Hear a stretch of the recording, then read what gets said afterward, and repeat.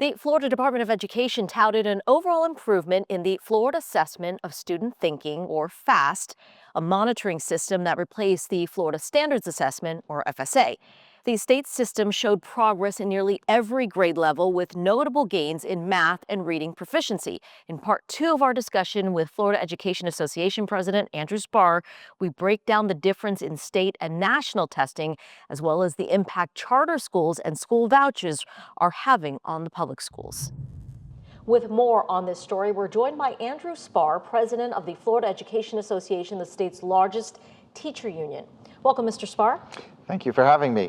So we know that Florida's education commissioner sent a memo to superintendents across the state, which said in part, we'll take a look now, although educators have First Amendment rights, these rights do not extend without limit into their professional duties. That memo also stated Florida law allows the commissioner to find probable cause to discipline an educator who, upon investigation, has been found guilty of personal conduct that seriously reduces that person's effectiveness as an employee of the district school board. Do you agree with the commissioner that there are limits as to what teachers can say when it comes to in terms of their professional duties? Well, first of all, we know as educators that we are held to a higher standard, and we should be. We don't shy away from that. We have a code of ethics in the state of Florida that every teacher must sign on to when they get their teaching certificate. But we also get to have professional lives. And so what concerns me about the commissioner's memo is it seemed like it was a direct threat to educators in the state of Florida, and really a word of caution from the commissioner in a way that really is meant to silence educators. And so that's not okay. We want to make sure that our educators, and they're professionals, right? They know when they come to school as professionals, they're in a professional setting, they have those expectations that they live by. When they're in their personal lives and they're speaking to people in a circle of friends, that's a little bit different. And to say that they can't have a personal life is certainly a concern of ours. So if a teacher condones violence or even advocates for violence, is that crossing a line? So what we've seen across the state in a lot of cases is people making comments, educators making comments that the commissioner has deemed to be problematic. Now, here's a couple of things I want to say about that. The commissioner is not the investigator, the judge, and the jury in this case. There is a process in Florida. If an educator does something outside of work, which impacts their ability to do their jobs effectively at work, that is what the standards say in the state of Florida for educators. And so what we want to make sure is that those educators, one, if they say something, that there's a fair process. And that fair process means that there are investigators in the state who investigate an accusation. They then bring a recommendation to an independent commission, the Florida Professional Practices Commission, which ultimately looks at the whole scenario and makes a determination. And we trust that process, and we want that process to be followed. So if a teacher were to promote or condone violence on their personal social media, do you think that is reason enough to pull them out of the classroom? We do not encourage any of our educators to ever condone or promote violence. But we have to remember that what the commissioner has been talking about, and I've seen a lot of the posts that the commissioner has complained about or that others have complained about, the question becomes, are they really condoning violence? And I think in a lot of those cases we would find out they're not. Okay, I'd like to pivot now to test scores, Florida students doing better on their state benchmark tests, but I read that you personally say that you still have concerns because you say Florida students are not doing better on national tests. Explain. Yeah, so we have a couple of measures, right? And many people are aware of the SAT and ACT. Florida students are doing worse now than they were 15, 20 years ago. And second of all, there's the National Assessment of Educational Progress, known as the NAEP scores. Those are that's the nation's report card, and that compares us to states and around the world, quite honestly. And Florida is not doing as well as we were in those situations as well. And here's what we know about the struggle we have in Florida. One, our public schools are underfunded. We're 43rd in the nation in funding for our public schools. Two, our teachers and staff are underpaid. We're 50th in the nation out of 50 states in Washington, D.C. for our average pay for teachers, which has led to a massive teacher and staff shortage. So that's clearly having an impact. And then Florida's public schools are overburdened. We have seen an almost doubling in the number of pages of educational law law in the state of Florida over the last 20 years. It's not helping our public schools, it's making it harder for them. So since you brought up this push on vouchers, let's talk about that. The state has obviously pushed to expand vouchers, which allows families to use state dollars to go to a private school. What has been the impact, the tangible impact to schools? Well, we saw an extreme expansion of vouchers a couple of years ago with the universal vouchers coming into Florida. And I want to be clear on this. This is money that is taxpayer money that is going to very often corporate-run for-profit companies who are running these private schools without any accountability. There are 1,330 pages of law that Florida's public schools must follow. There are less than 20 that the voucher program must follow. That's a huge discrepancy. And what are we seeing with some of that? We see private schools that close all of a sudden, leaving parents in a lurch. We see private schools denying kids entry into their schools. They get to select. It's not that parents have choice, it's that the private schools have choice. And then those vouchers are also used for homeschooling. And in some cases, we've seen homeschooling examples where parents are billing the state to take their kids to Disney World for a week, calling it an educational expense. And the voucher company that oversees these vouchers, which again is more driven by profits than anything else, isn't putting any regulations in place to make sure that there's actually learning going on there. Look, if it's so important that our public schools meet certain standards because we care about the education of students, then why doesn't it apply to those who take vouchers, whether it's private schools or homeschooling?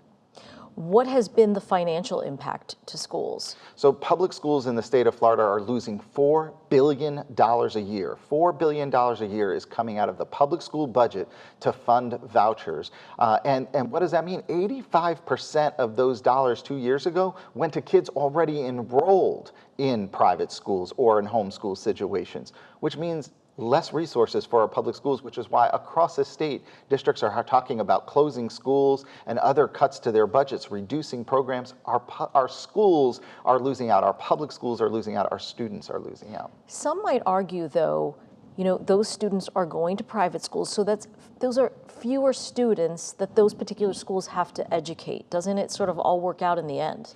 Not when we're talking about kids who never have been enrolled in the public schools, which is what we're seeing right now, and that's putting a huge strain on the system. Again, we're 43rd in the nation in funding for our schools, and we're watching the dollars in our public schools go down. We still have over 70% of students in Florida going to our public schools. So you're talking about students who are already in private schools, just using that money to That's right. make it Taking easier. that money from the public schools, draining those dollars out. It is truly a drain and a strain on Florida's public schools.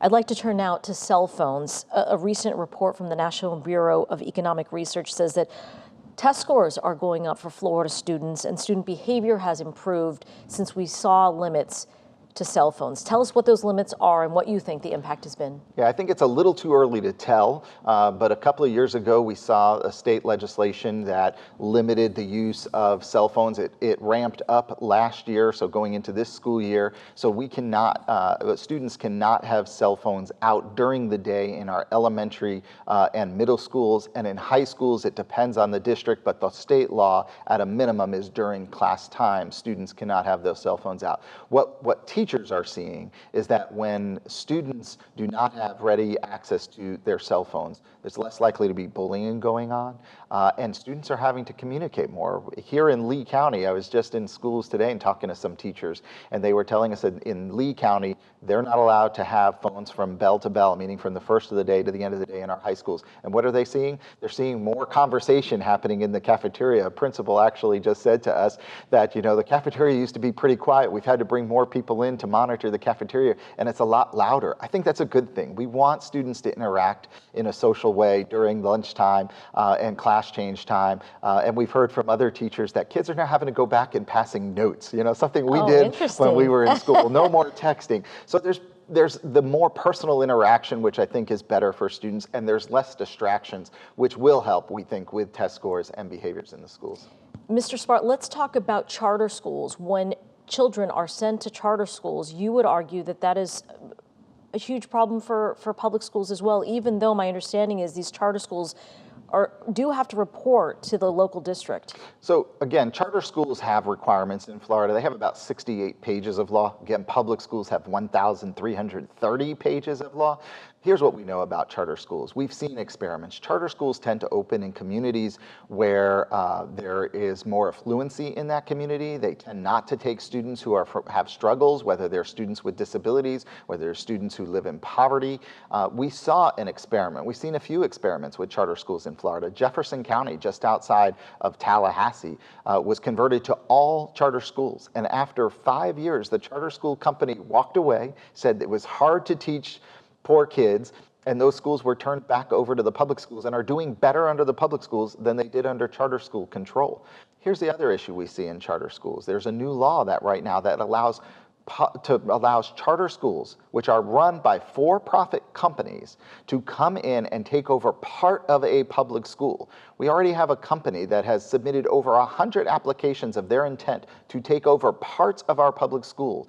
The parts they take over, the maintenance of those facilities, the cleaning of those facilities, the access to the common areas, the cafeteria, the gymnasiums, the media centers, the offices, all of that comes at the expense of the public school, not the charter school. So again, this is another drain. This is a hostile takeover of public schools, and it's because charter schools have seen their enrollment declining with the advent of vouchers, because so many charter schools said that they were a private school funded with public money, and now that vouchers exist everywhere, charter schools are hurting.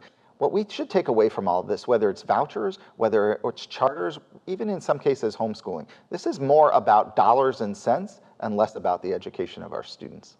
I'd like to shift now to students' health. We know that Florida Surgeon General Dr. Joseph Ladapo said that he plans to end all school-age vaccination mandates, including chickenpox. What do you think the impact will be in the classroom on students' health? First of all, the Surgeon General can't just end vaccinations. A lot of those vaccinations are in law in the state of Florida when it comes to measles and mumps. And what we know as educators and what we're always concerned about is the overall well-being of all of our students. And when you see measles outbreaks, as we saw in Brevard County, I think last year or year before, we're seeing some measles outbreaks across the country now. That means kids are not going to be in school for a period of time. I think back to when I had chickenpox as a kid and how my two daughters have never had to deal with chickenpox because of the vaccine. When I had chickenpox, and anyone else who's watching probably would say when they had chickenpox, they were out of school for a week or more. And that means loss of learning. We want our kids in school. We want our kids to be healthy. We want our students to be healthy. And that's what we should be focused on. And this idea that we're not going to follow the science and we're not going to do what the overwhelming consensus is in the medical community and the scientific community, that vaccines work and that vaccines have a minimal risk, if any. And that's what we should be doing, is trusting the experts, listening to the experts, and making sure that our kids are in school learning all the time. I know you recently participated in a book distribution event, so I want to turn to this idea of book bans, and we hear regularly that Florida leads the nation in the number of books removed from shelves. What do you think has been the impact in the removal of more books? Well, let's start with PEN America recently released another report. Florida leads the nation in books being removed from the classroom. Over 2,300 books in Florida have been removed from the classroom. What does it mean? Well, first of all, I'm a parent. I have my youngest daughter is still in school. She's in 11th grade in Volusia County across the state. And I want her to have access to books that she relates to, that excite her about reading. And that's going to be different for everyone. Also, as a parent, I talk to my daughter on a regular basis, every day, as a matter of fact. Talk about what are we doing in school? What is she reading? What is she learning? And that's what I think most parents do. What we've seen is we've seen a small group, very often not even parents of kids in our public schools, demanding books come out of schools. And so what we need to make sure that we're doing is that we always have educators who are reviewing, making sure that books are always reviewed and that they're always of the appropriate statute for the school in which they're in. And then again, not all of these books are books that kids can get access to all the time. So we have to look at the context of the stories, we have to look at where those books are, and we have to make sure that kids have books that excite them about learning, that they can relate to, and that's what we want to do. We want to instill a love of learning. And when you take books out of schools, especially books of a specific kind, which is what we've seen in Florida, there is a segment of our student population who is basically being discouraged from reading, and that's not okay. Clarify what you meant when you said that there are already some books that not everyone can get access to. What did you mean? So some books are in the media center, and parents have always had the right to say they don't want their students reading a book. In Florida, parents have had a right for as long as I've known, and I've been in education over 30 years, and I know people who've been in even longer.